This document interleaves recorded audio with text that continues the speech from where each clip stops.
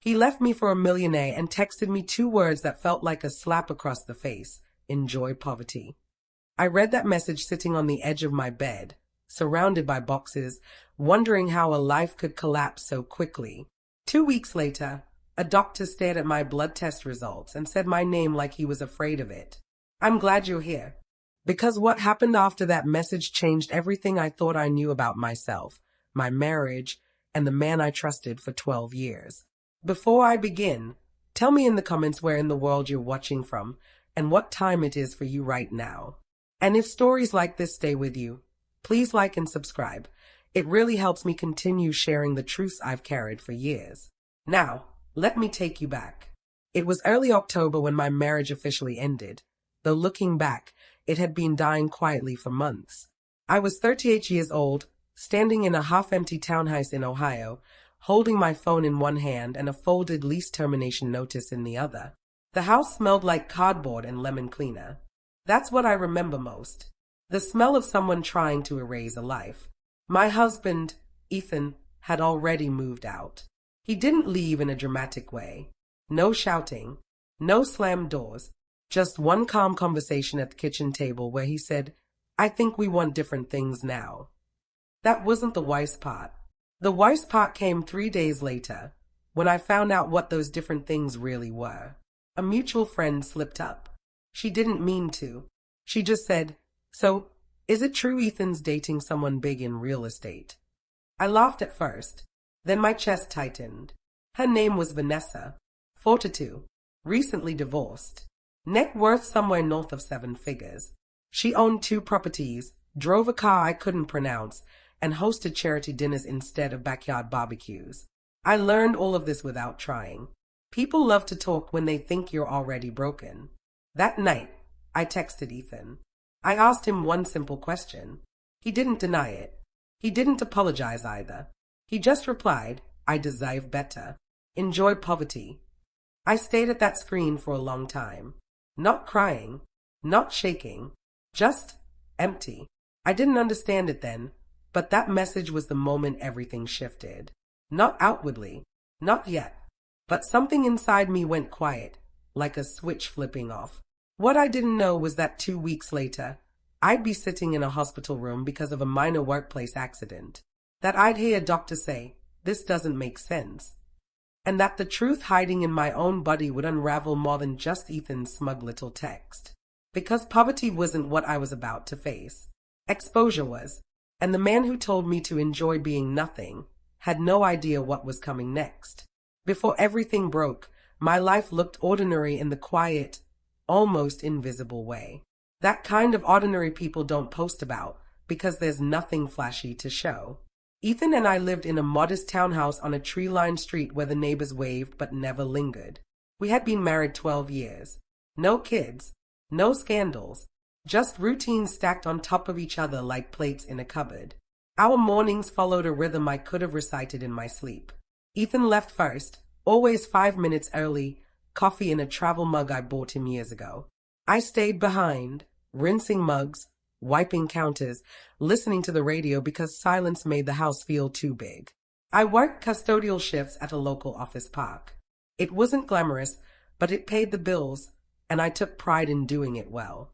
"It's honest work," my mother used to say. In the evenings, we'd sit on opposite ends of the couch. Not fighting, just existing. He scrolled on his phone. I folded laundry. Sometimes we talked about groceries or the weather or a show we'd half-watched together. It felt safe, predictable. I mistook that for happiness. I didn't understand it then, but comfort can hide decay. Ethan used to tell me I grounded him, that I was steady. I wore that word like a badge of honor. Steady meant reliable, loyal, the kind of woman you build a life with.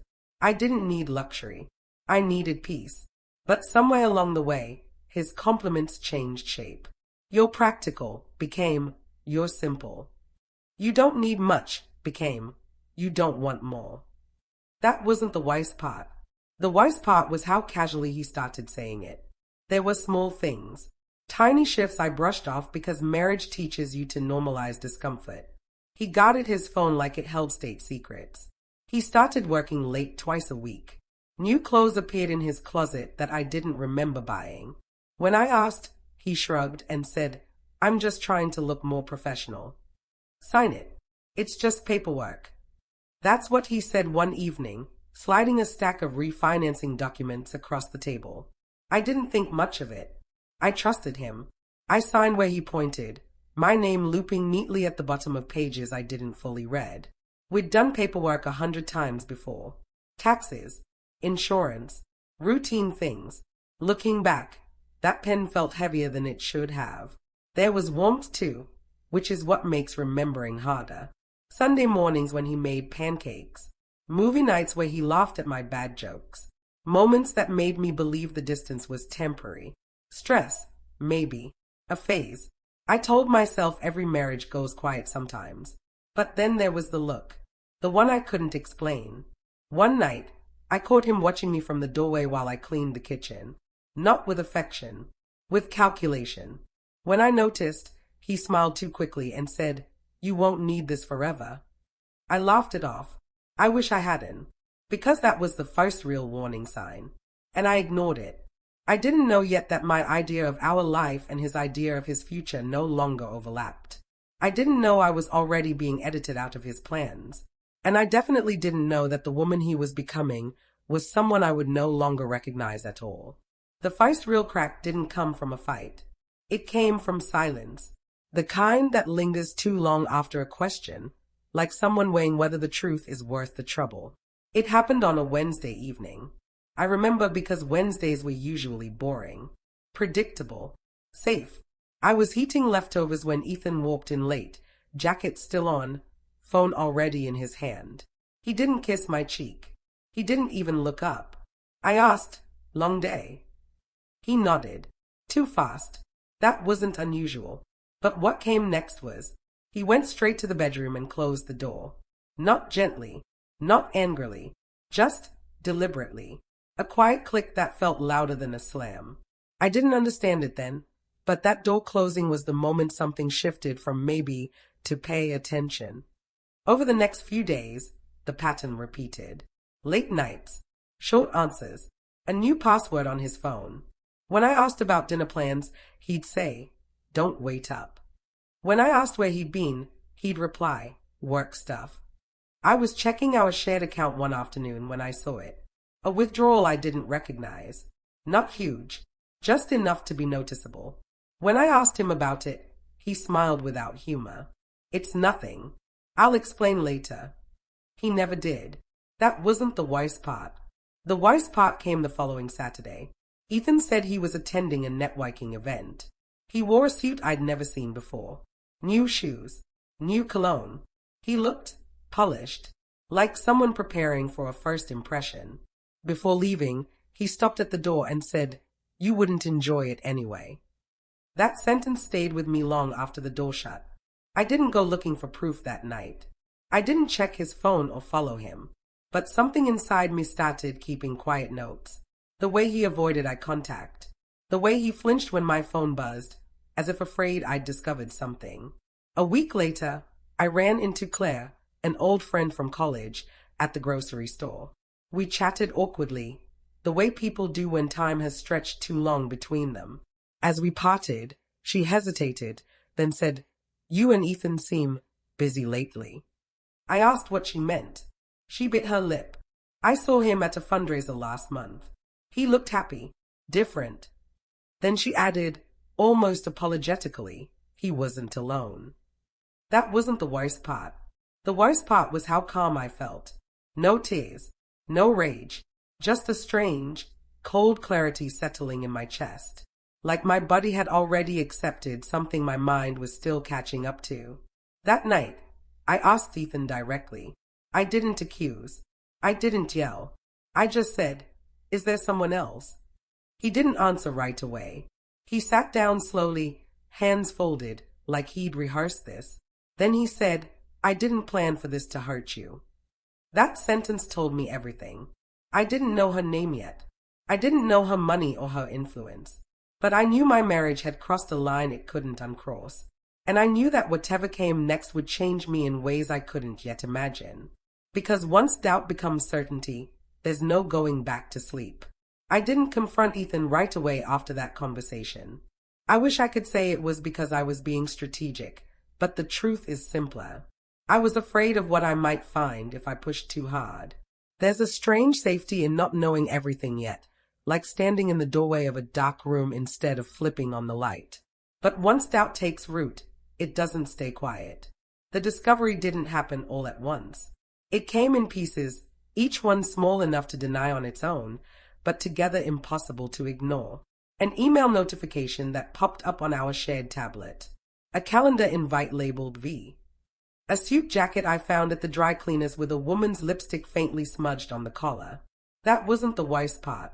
The worst part was how prepared he was. One evening, while he showered, his phone buzzed on the nightstand. I wasn't trying to snoop. I swear that's true. But the screen lit up with a message preview I couldn't unsee. Dinner was perfect. Can't wait for Paris. Paris. I sat on the edge of the bed, my heart thudding so loudly I was sure he'd hear it through the running water. When he came out, towel around his waist, I asked him about it. I kept my voice steady. He didn't even pretend. He sighed, like I'd asked him something inconvenient. It's serious, he said, and I'm not going to apologize for wanting more. What about us? I asked. He looked genuinely confused. This is about me. That was the moment my chest cracked open. Over the next 48 hours, the truth spilled out in ways both blunt and cruel. Her name was Vanessa. They'd met through a professional circle months ago. She was connected, ambitious, wealthy. She offered him access to a world he said I'd never wanted. You're comfortable where you are, he told me. You wouldn't fit. Those words cut deeper than the affair itself. I found documents after that. Real ones. Not just feelings and suspicions. Legal drafts. Asset transfers. Things I recognized my signature on. Things I hadn't truly understood when I signed them. Family doesn't sue family. That's what he said when I asked why my name had been quietly removed from accounts. I realized then that this wasn't a mistake. It was a plan. The lowest moment came when he finally moved out. He packed efficiently, taking only what he wanted, leaving behind everything that reminded him of who he'd been before. At the door, he paused and looked around the house one last time. This place was always temporary, he said. After he left, the silence wasn't just quiet. It was crushing. I sat on the floor among half-empty drawers and cried until my throat hurt. Not because he'd chosen someone else, but because he'd decided I was disposable. That night, I sent him one last message. I asked how he could be so cruel. His reply came almost instantly. I deserve better. Enjoy poverty. I stared at those words until the screen went dark. That was the lowest point. The moment I felt stripped of dignity, security, and history all at once. What I didn't know then was that while Ethan believed he'd erased me cleanly, something much bigger was already moving in the background. Something hidden in paperwork, in biology, in truths no one had bothered to tell me. I thought the story ended with that text. I was wrong, because sometimes the moment you hit bottom is exactly when the ground starts to shift.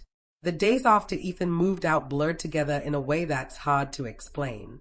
Not because nothing happened, but because everything felt muted. Sounds were softer, colors duller. Even time seemed to slow, as if my life had slipped into a different gear. I went to work, came home, ate whatever was easiest, and slept in short, restless stretches. Crying didn't help anymore. Anger felt too loud. What settled in instead was something colder. A steady, deliberate calm.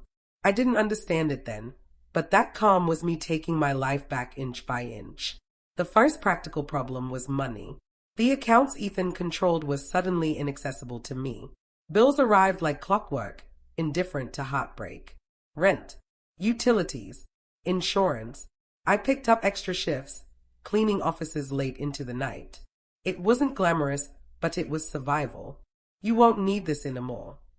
His voice echoed in my head as I scrubbed floors. I started reading. Old files, old emails, anything with my name on it. I wanted to understand what I'd signed, what I'd lost, and what I might still have. Every document I found answered one question and raised two more. Why had he rushed certain paperwork? Why had some policies been updated without my knowledge? That wasn't the worst part. The worst part was realizing how confident he'd been that I wouldn't notice. In the quiet hours after work, I replayed our marriage in my head, not with nostalgia, but with a new lens. The harmless comments, the subtle put-downs, the way he framed my contentment as a flaw. I saw it all clearly now. Comfort, to him, had looked like weakness. That realization hurt, but it also freed me. Around that time, I cut my hand at work. A stupid accident. A jagged edge on a broken cabinet. It wasn't deep, but it wouldn't stop bleeding, so my supervisor insisted I go to the ER. I almost didn't. Medical bills were the last thing I needed. That decision, to go, changed everything. While waiting, I thought about calling Ethan. About telling him something small had gone wrong, just to see if he cared. I didn't. Instead, I sat alone, staring at the wall, feeling strangely detached from my own body. The knives took my blood. Routine, or so I thought. Later, a doctor came in holding a chart, his brow furrowed. He asked me questions that didn't seem related to a cut hand. Family history, birth records, my parents' medical background. I don't have much information, I told him. I was adopted. That was true. Or at least, it was what I'd always been told. He nodded slowly. That explains part of it. Part of what? He didn't elaborate. He said they needed to run additional tests. That it was probably nothing. Doctors always say that when it's not nothing. I went home with my hand stitched and my mind racing. Over the next few days, I didn't just wait. I prepared. I gathered documents. I called officers. I asked questions I'd never thought to ask before. About my adoption. About my insurance. About things that suddenly felt connected in ways I couldn't yet explain. I didn't feel revenge. Not yet. What I felt was awareness. Ethan had underestimated me. Not because I was smarter or stronger than him, but because he'd stopped seeing me as a person at all. And when someone stops seeing you, that's when you can move without being watched. I didn't know exactly what was coming. But for the first time since that text message, I felt ready to face it. The call from the hospital came on a Thursday morning while I was cleaning the third-floor offices. I almost didn't answer. Unknown number. I let it ring twice before swiping my glove against my jeans and picking up. They asked me to come in. That same day. Immediately. No explanations. No reassurance. I didn't understand it then, but urgency has a sound. It lives in pauses, in careful words that don't quite land. By the time I reached the hospital, my hands were shaking. The doctor from the ER was waiting with two other specialists. One of them closed the door behind me. That alone made my stomach drop. Please sit, he said. They didn't start with comfort. They started with facts. Blood markers that didn't align with my medical history. Genetic indicators that suggested I wasn't who my records said I was. When I reminded them I was adopted, they exchanged a look. That's part of the problem, one of them said. What I found next changed everything. My adoption file wasn't just incomplete. It was altered. Names redacted. Dates shifted. I hadn't been placed through a private agency like I'd been told. I'd been part of a sealed transfer connected to a trust that still existed. A trust worth millions. They explained it carefully, but the words blurred together. Biological lineage. Legal identity. Beneficiary status. Apparently, my birth mother had come from a family that hid assets behind layers of distance and silence. When she died young, guardians had arranged for me to disappear into an ordinary life. For protection.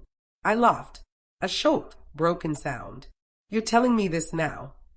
We didn't know either, the doctor said, until your blood work flagged a rare genetic marker tied to that family. I didn't feel rich.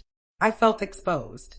That afternoon, I sat across from a legal representative who confirmed it all. My name was attached to documents I'd never seen. Accounts that had grown quietly over decades. Property held in reserve. Not flashy wealth. Silent wealth. I didn't tell Ethan. Not yet. Instead, I let him talk. He called that evening, excited. Vanessa had posted engagement rumors online. He wanted to finalize the divorce quickly. He spoke like I was already in the past. Sign it. It's just paperwork. I agreed. A week later, we met in a conference room. Vanessa was there. She didn't look at me directly. Ethan did, briefly, with something like pity. Then my attorney arrived. The mood changed fast. Documents were placed on the table. Names read aloud. Figures clarified. Questions asked. Vanessa's smile froze. Ethan's face drained of color. You told me she had nothing, Vanessa said. I didn't say a word. The truth did all the talking. By the time they understood what had happened, that Ethan had unknowingly walked away from access to everything, it was too late. The divorce was final. The clause is airtight. When Ethan finally looked at me, really looked at me, his voice cracked. Why didn't you tell me? I met his eyes. Calm. Steady. You told me to enjoy poverty. And for the first time since this began, I felt the weight shift back where it belonged. After the meeting, everything slowed down. Not in the dramatic way movies show, but in the quiet, administrative way real life does. Papers were signed. Accounts were verified. Phone calls replaced confrontations. There was no explosion, no shouting match in a parking lot. Just a steady unraveling of consequences. Ethan tried to call me the next day. I didn't answer. He texted instead. I didn't know. As if that mattered. Vanessa didn't reach out at all. I heard through other people that their relationship fractured almost immediately. Trust doesn't survive revelations like that. Apparently, she felt misled. Apparently, she felt embarrassed. I didn't feel sorry for her. I didn't feel triumphant either. What I felt was tired. The legal process moved faster than my emotions. My attorney explained what the trust meant, what it didn't, and how careful I needed to be. This wasn't luxury money. It wasn't flashy. It was responsibility. Structures built long before me, waiting quietly until someone noticed. You don't have to change your life overnight, she told me. I believed her. For a while, I kept working. I needed the routine. I needed to feel like myself. But I stopped taking extra shifts. I started sleeping through the night again. I bought groceries without calculating every dollar in my head. Small freedoms I hadn't realized I'd lost. That wasn't the worst part. The worst part was grieving something I no longer wanted. I grieved the version of myself who believed love meant shrinking, who thought being easy made her valuable, who signed papers without asking questions because she trusted the man across the table. Family doesn't sue family. That line no longer echoed the same way. Ethan reached out again weeks later. This time, his tone was different. Quieter. Careful. I miss us, he wrote. I stared at the message for a long time before deleting it. Not because I hated him, but because I finally understood him. He hadn't loved me. He'd loved what he could extract from me. Stability, patience, invisibility. And when that no longer served him, he'd walked away. The trust came with obligations, meetings, decisions, names I had to learn. I wasn't suddenly powerful, but I was no longer powerless.